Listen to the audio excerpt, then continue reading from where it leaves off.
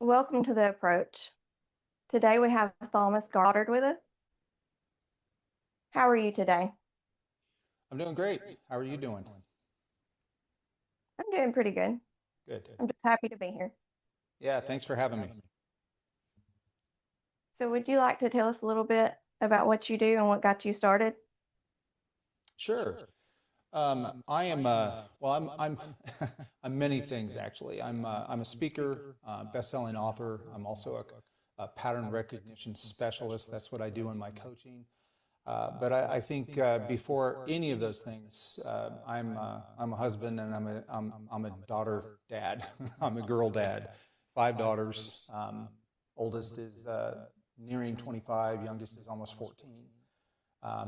And I think what got me into where I am now is it's really been 30 years in the making. It's been, my life, my story of incredible success and incredible failure and lessons learned from that. So most of my coaching comes from an experience through my teen years and early 20s through addiction and recovery and the discovery through that of what I now use as the framework for what I teach.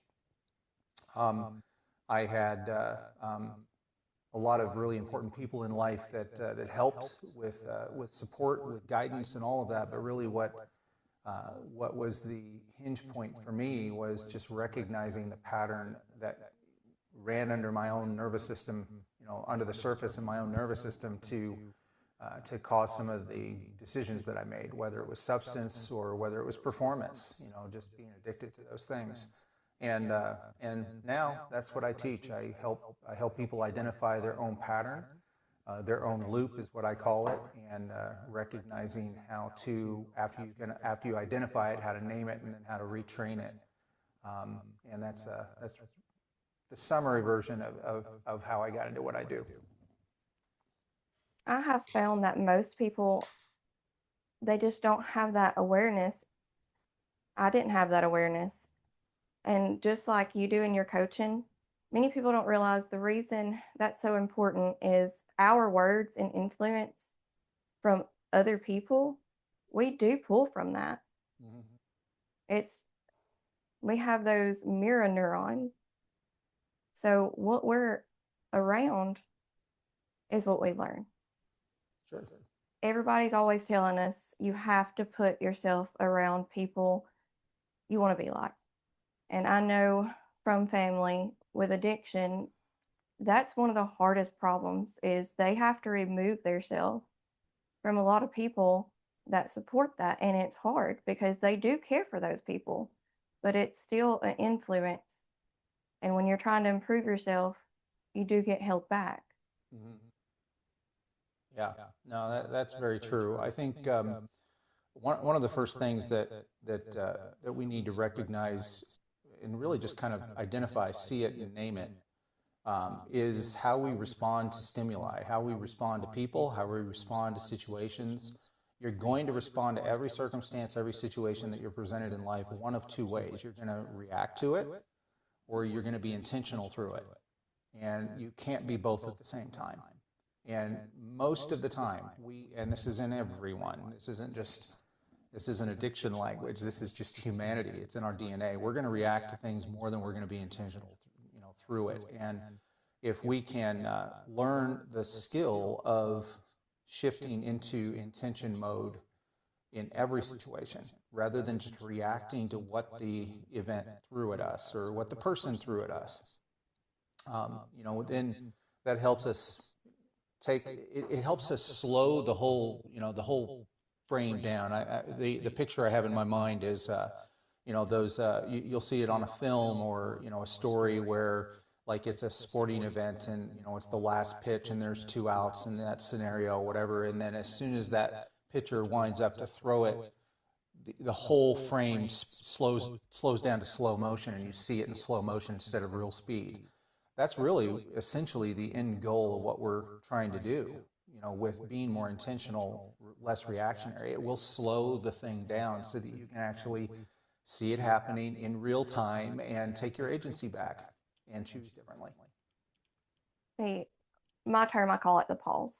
And that's one of the reasons I had got so in depth with the whole somatic work is you can teach yourself all day long.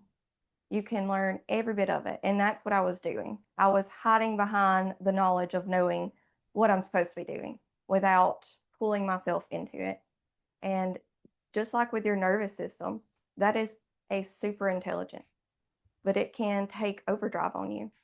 When we have a primal brain, even if we're picking up on it or not, it's giving us little signals that we've passed down for generations. How we make food so important, what we want to eat, name brands on the food. Well, in the past, we had to hunt for food. Like it was the most important thing. We had to find something to sustain ourselves. So we still have that underlining focus. So when we get nervous about things like that, we have to realize you have to feel that tension in your body, your heart rate go up, that tightness in your chest, and stop and pause. What is causing this? Where is this originating from? And the thing nowadays is people sell healing. It is not pretty. It's a lot of discomfort. And that's, I always go to the phrase is you have to get comfortable with being uncomfortable. Yeah. And over time, you'll get comfortable in that discomfort. It'll become your normal. You have to take the first step. We talk about it, but most of us never do that. You can start as small as you want. And I think the last time we talked, I told you about my little trick on where I started is I hacked TikTok's algorithms. Right. Instead of watching the sappy love and it telling me my insecurities, I started looking up everything I wanted to learn. The philosophies, neuroscience. I know one of them I was real big on was Carl Jung, so I would have his stuff. And eventually it adjusted over time because I knew my automatic response is I'm going to pick up that phone unconsciously and unaware because I've created that habit. So I'm going to take it and do it in small steps. I'm going to make it feed me what I want to hear until it becomes a part of my lifestyle. Because what we hear over and over and over again is going to eventually absorb into our subconscious. And then we're going to create those actions. We're going to start speaking that way. No, it's actually a really good example of what I'm talking about, because when you take a normal everyday resource like social media and you approach it with intention of, okay, what is on my heart today? What do I want to learn today? What is something I've been interested in today? And you use the platform intentionally, it will give you different stimuli. It will give you a different response. And we don't even need to use social media for that. We can use books, we can use time, we can use music, we can use silence, whatever that may be. Okay, I have an hour that I didn't expect today. What do I want to do with it? Just asking that one question, it matters less what you choose to do with it. It matters more recognizing in the moment intention rather than just reacting to it.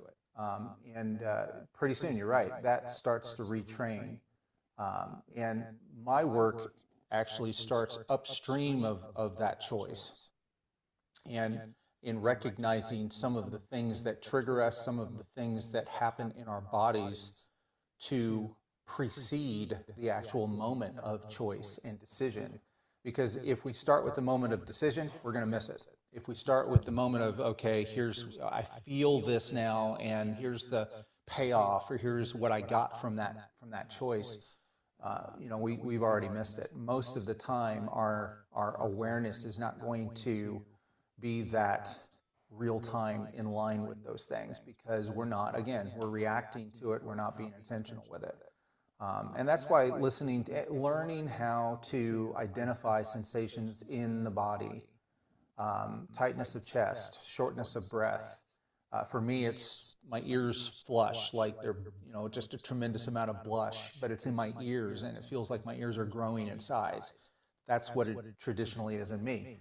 So I don't even necessarily in that moment know what's happening. I don't necessarily know what just occurred. I don't necessarily know what specific pressure, stress that I'm experiencing. What I know is what I feel, and that my ears are growing, my ears are blushing, they're heated up. So in my work now, with a little bit of time and training, I can then understand a little bit more because I'm pressing pause in that moment and I'm on alert and I'm saying, okay, what just happened? What was just said? What did I just experience or observe? And that's agency taking over. That's being intentional with it. And if I don't even know it, if I don't even recognize it, I can't see it. If I can't see it, I can't name it. If I can't name it, there's no way that I can retrain it to choose differently. One of the biggest, probably one of the most common choices in that pattern that I work with clients is emotional eating. And in those moments of being alone, usually it's in the evening after the work day's done and our body comes down from the adrenaline that we have to sustain the day. No one's watching. What do we want to do? We want to just go flip on a streaming service and watch 4 or 5 episodes of something. And what's the activity we're most likely gravitating to while we watch TV? It's going to be eating something. And a lot of us go to that mechanism for emotional relief. It's taking back the agency in that moment and recognizing the difference between I really need that food right now to do I want to eat that food right now? We may still choose to take a bite. We may still choose to make a snack. But if it's a choice of intention, yeah, I'm hungry, haven't eaten in 4 hours, whatever, that's different than all of a sudden I'm sitting there eating something and I haven't even realized it until I've eaten, a large portion. That's really at the heart of what we do here. In today's society, we're all about convenience, fast-paced world, and overriding noticing our bodies. I've noticed most people don't want to take that step because, like you, it was beautifully said how you said it. You have to, even after you've made that action, if you can bring yourself back to it and evaluate that starts there. But people are uncomfortable with that concept of seeing themselves as wrong or that they failed. But if you keep doing that and meditating on it, eventually it's going to become action. You're going to remember, pause, that's not correct. And just like you've created a framework, you have to have words to go with it, or I do. And usually I have to create my own words because I'm very particular on the words I'm saying because they all have different meanings on what they hold. Just like yoga, there's a stigma with it. It's an exercise that's real popular. That is one part of it. It's a huge philosophy. Right. So I go with evaluating myself, which is uncomfortable. And that's where I go and tell people, you have to not judge yourself to the point it feels delusional. Take yourself as one of those people you don't judge because you love so much. You probably let them get away with too much, and do it towards yourself. Then you're going to liberate those negative thoughts you've built up around it and cultivate something in its place, like the TikTok. Well, I know at this point I'm still going to do this, so let me replace it. And then you're going to iterate, because that is life. It is literally an infinite process of refinement. If you take the world as an example, that's what it does. It evolves. So there's micro and then there's macro. The world's the macro, and we're the micro process of that. We work on ourselves. We continue to learn from failure. And people don't want to do that because it's uncomfortable to them to look through that lens. It's interesting that you say that, Cassidy. My work entirely is built on the premise that you are not the problem. And when we take that connotation to failure, for instance, something I tried didn't work, whatever it is, that's now a reflection of who I am. I think that's the actual source of the issue with why we don't get better. And the first recognition that we have to come to, you mentioned being comfortable with being uncomfortable, learning how to do that. That doesn't happen as long as we look at ourselves as the problem. And until we recognize that it's not me that's the problem, this is a mechanical dysfunction that's running in my nervous system that I can't see yet. Now we've moved out of judgment and we've started to move into evaluation, and we can start taking steps to improve because we're no longer shackled with the shame and the guilt of failure, blaming ourselves. I'm the problem, I'm the problem, I'm the problem. This is very much a problem in our society, regardless of what social construct we're talking about. Is failure is associated with morality, not mechanicalism. And until the individual puts down the moral failure and recognizes, relieves themselves, forgives themselves of that, recognizes it's not moral failure, it's mechanical, it's dysfunction, it won't get better. It doesn't matter what social construct you change. You can change from one group to another. You can learn everything in the world. I mean, we have all the information in world's history at our fingertips now with our phones. The information age has really come to an end with AI and our established mechanism that we can get to any information that there is in the drop of a second. And what I see happening is this is creating a large shift back toward the inner search engine. You know, what's inside you, your discernment, your conscience, your own reasoning, and in one word, it's really the utilization of our imaginations again. And taking the information that we have at our fingertips is only going to get us so far when it comes to growth, because insight and understanding isn't what changes you. It's when you submit to a process and surrender to a process for change and improvement. That's what changes us. And that's one of the biggest reasons that most of us never get there, because we don't understand it in terms or environments where it's not making me feel like the problem. And I don't really even need to point out one social construct above another, because all of them have that problem. Looking at the individual who's struggling and saying, well, first you need to stop XYZ, and then we can help you accomplish ABC. That's backwards. That's totally backwards. Because it's always easier to learn something new than it is to fix something established or old. And when we focus on, you got to stop this first, what we're telling that person is, you've got to change who you are before I'm going to accept you and support you to be who you could be. You know, my work at its heart is opposite of that. Come on in, lay the shame down, leave the blame at the door. Let's focus on becoming. Let's focus on learning. Let's focus on growing and creating a new consistency around those positive things. By the way, that's the same pattern we're actually using. We're actually trying to retrain. And pretty soon, you're not going to have any room in you, in your time, in your effort, in your body, in your mind for that old habit or pattern.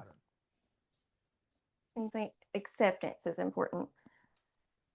With those systems that we're talking about, just like in school, though, we have one system. It's geared to function and learn in one way. We are fed the knowledge. Mm-hmm. Fortunately, I'm dyslexic. So it was hard for me to pull in that knowledge because I work in visuals. But when I learned that I was dyslexic, because other people didn't really know how to provide that, I gave up. Mm-hmm. And I was never forced to try to improve. So I didn't. And when I had children, something lit up in me is, I don't want them to have this lifestyle. So I went back to school, and during that process, I learned how I learned. Videos, having images to go with it. Anatomy was my favorite. That visual process of learning sticks with me, but then it's also hard for me to verbalize things because I can see it in my head, but connecting the words to it is not always easy. Mm-hmm. But that's where we're failing, is not cultivating something for each person. We are all different. If they can provide just the basic knowledge of trying to learn yourself and how it works for you, more people would have a better chance instead of feeding it. We need to bring back the patience. And I've went really deep into self-study and how I say my words and accepting myself. I have bipolar, and I'm learning to say I have it, not I am. That is part of something that I have to work with, and we all have that. But I've had to accept it. And I've also noticed if you keep building negative around it, it's actually going to worsen it. Sure. There's a beautiful side of it. There's a side that's very painful that you have to work through. But I choose to look at the best side of it. I see from many lenses of emotional phases.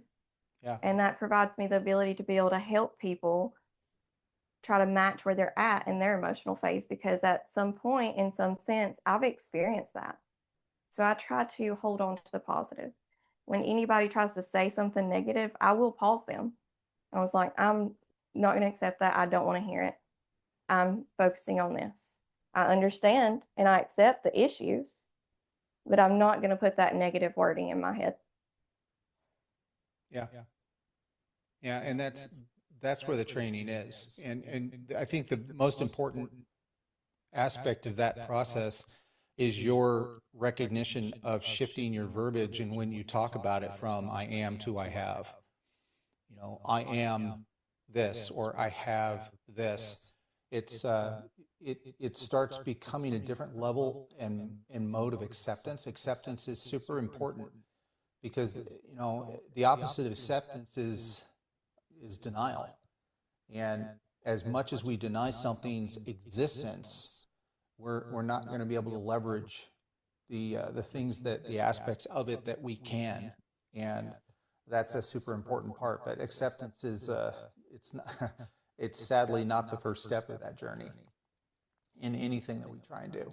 The first thing that we have to do is just see it. And until we can see it, we can't identify it or name it. And when you can just call it out, I have this, I have that.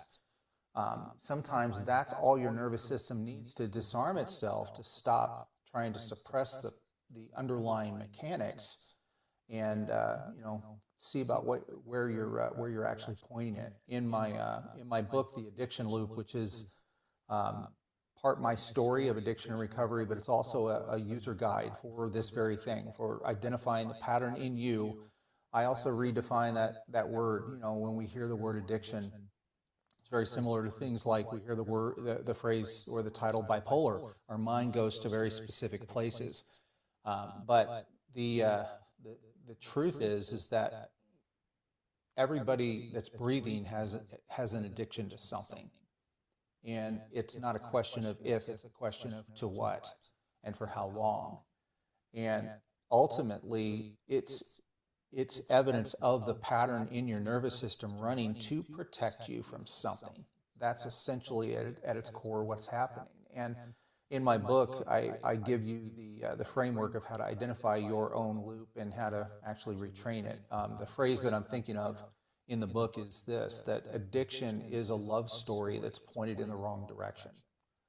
And when you can recognize that the love story isn't wrong, the love story is just, you know, focused on the wrong thing. And when you can identify it first and then point it somewhere different, you can experience a tremendous amount of growth, healing, whatever you want to call it, in a short amount of time. With my bipolar, I have an obsessive phase, but I used to redirect it in the negative, and I would focus on the negative, and I have to improve, I have to be worthy, I have to be important. And that was one of the first things I had to become aware of, is when that phase hits, is noticing it. And then I put kind of all this in its place, studying this, reading it, letting myself be creative again, focusing on improving myself. That was my new obsession. Yes, I can go a little far with it, but I am pushing it in a positive. direction to bring it towards me. I do have a theory on bipolar. Whether it's medically correct or not is the way our society's trained is we're supposed to be a specific way. I used to be completely creative. I would take things and make stuff. I had a folder from a previous year of school, and I wish I could remember the name. It's the bright colored folders. I know the first name starts with an L of who creates them, but it was bunnies. And I cut it all out and I got a shoebox and I made a little pop up with it. But then it was brought in there like, why would you cut that up? You could have used that again next year. So just little examples like that of how my personality is different. I learned to suppress it. And I feel like now that I'm getting older and I've moved from the judgment and it's coming out, it comes out in bursts. But then I pull back and notice, oh my gosh, I'm doing all this. People are going to judge me. This isn't correct. And then I go back down that negative phase. And it's like finding the balance of where I can hold it all, of being myself and being patient with it, because it's been so suppressed for so long that when it starts, it's like, here I am, I'm back until I hit that point. Yeah. Yep. Yeah, that's a great description of the work in action. It really is. So, and that's the reason I'm big on opposites. What is the best example? We'll say existence.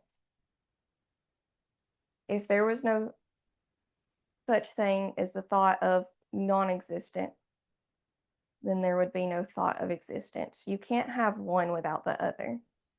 Everything has its bipolar end. You have good, bad. Well, there's always a place in the middle. Nobody's entirely good and nobody's entirely bad. We're just simply humans and we have experiences. Yeah, I think we can get overboard with compartmentalizing or labeling, and that's where labels like addiction come in, bipolar, all sorts of things. A large portion of the professionals that I work with are neurodivergent adults. Whether they've been diagnosed with ADD or ADHD or autism is not as relevant to me because I see a neurodivergent tendency in everybody, and it's very much it's a label that once we're labeled, whether we label ourselves or whether we're labeled by a construct like our doctor or our community or whatever. There's a lot of connotations that come with that. And there's a lot, it's almost like, okay, now I have this label. It comes with a big backpack of weight that I have to carry around. And there's a lot of judgment in that backpack. There's a lot of shame in that backpack.